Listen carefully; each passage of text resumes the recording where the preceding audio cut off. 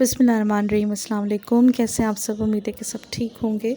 और आज की रेसिपी बहुत स्पेशल है। स्टीम रोस्ट की रेसिपी है। मसाला बिल्कुल भी नहीं उतरेगा, ज़रा से स्टेप मैंने चेंज किए हैं। तो ये बहुत अच्छी रेसिपी है, आप इसको ज़रूर ट्राई करिएगा और अपना फ़ीडबैक दीजिएगा। इस रेसिपी को आप बनाकर फ्रीज़ भी कर सकते हैं, इसकी स्पेशलिटी ये है। और फिर आप इसको फुल चिकन में भी बना सकते हैं और टिक्के के पीसेस वाले में भी बना सकते हैं। इसको हम स्टीम रोस्ट करेंगे तो आप इसको छोटी बोटियों में भी बना सकते हैं, जैसा चाहें आप। तो ये रेसिपी बहुत परफेक्ट है, बहुत आसान है, बहुत मज़ेदार होती है। तकरीबन ये 1.5 किलो के करीब चिकन है। आपने इस रेसिपी को ज़रूर ट्राई करना है। इसमें डीप कट्स लगा लीजिए और अच्छे खासे गहरे कट्स लगाने हैं आपने। फिर उसका हम एक मैरिनेशन बनाएंगे। दही है तकरीबन ये आधा कप के करीब, समझ लें 6 टेबलस्पून हुआ। इसमें 2 चम्मच भर के हमने अदरक लहसुन का पेस्ट डाला है। इसके अलावा धनिया पाउडर डाला है, सॉल्ट डाला है, रेड चिली पाउडर है, सूखा धनिया जो होता है उसको क्रश करके डाला है, चिली फ्लेक्स डाले, गरम मसाला डाला है, चाट मसाला डाला और बिल्कुल थोड़ा सा मैंने तंदूरी मसाला डाला है। इन सबको आपने डालकर और अच्छे से मिक्स कर लेना है। आप मेरे चैनल पे अगर नए हैं तो ज़रूर मेरे चैनल को सब्सक्राइब कर दीजिएगा। आपको रेसिपीज़ बहुत पसंद आएंगी, मेरे चैनल का विज़िट करिएगा, बहुत अच्छी अच्छी रेसिपीज़ आपको मिलेंगी।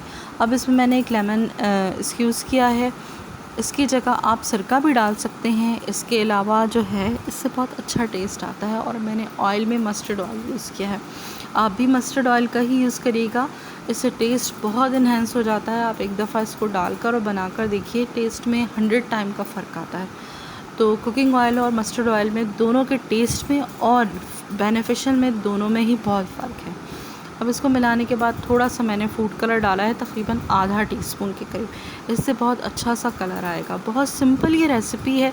आप इसको मसाला लगाकर बनाकर फ्रीज़ भी कर सकते हैं। जैसे ही गेस्ट आएँ तब प्रिपेयर कर लें। आपको जब कुछ नहीं खाने का दिल चाह और निकालें, चढ़ाएँ, उसको बनाएं और फिर उसके बाद सर्व कर दें। घर के लिए भी बहुत अच्छा रहता है, मेहमानों के लिए भी बहुत अच्छा लगता है और टेस्ट में तो होता ही लाजवाब है। तो इस रेसिपी को आप ज़रूर ट्राई करिएगा और अपना फ़ीडबैक भी मुझे ज़रूर दीजिएगा कि आपको कैसे लगी। मैंने आपको पहले ही बता दिया, आप होल चिकन में भी इसको बना सकते हैं और बड़ी बोटियों के साथ भी बना सकते हैं। छोटी बोटियों के साथ ज़रा हैंडलिंग में आसानी हो जाती है आपको। अब हमने क्योंकि इसको स्टीम रोस्ट करना है तो तकरीबन 3 घंटे मैरिनेट किया है। इसके अलावा एक पतीली ली है, मैंने स्टैंड रखा और उसमें 1 गिलास पानी।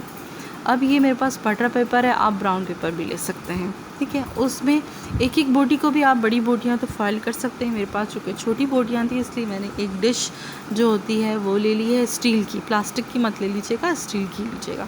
उसमें तमाम पीसेस को इस तरीके से सेट कर लेंगे। और हमने पतीली के नीचे जो पानी रखा है वो अभी हमने गर्म नहीं करना है, जब हम ये रखेंगे तभी हम गर्म करेंगे। तमाम को रख कर इस तरह कवर कर देंगे। इससे बहुत अच्छी सी स्टीम भी पहुंच जाएगी इसके अंदर तक और ये पक भी जाएगा। इसके बाद भी एक स्टेप करना है हमने, तो वो स्टेप मैं आपको फिर बाद में बताऊंगी। इसको कवर कर देंगे, खूब अच्छे तरीके से पैक कर देंगे ताकि इसमें जो स्टीम पहुंचे तो अच्छे से पक जाए। अब इसको कवर करके मैंने को वो जो पानी चढ़ाया था, पानी तकरीबन 2 गिलास के करीब पानी डाला है, इससे ज़्यादा पानी नहीं डाला। और धीमी आंच पे आप इसको कर रहे हैं। तकरीबन 1 घंटा पकाएं या आधा घंटे में, आपकी चिकन पर डिपेंड करता है। ये चिकन तो बहुत जल्दी हो जाती है, आधे घंटे में ही हो जाएगा।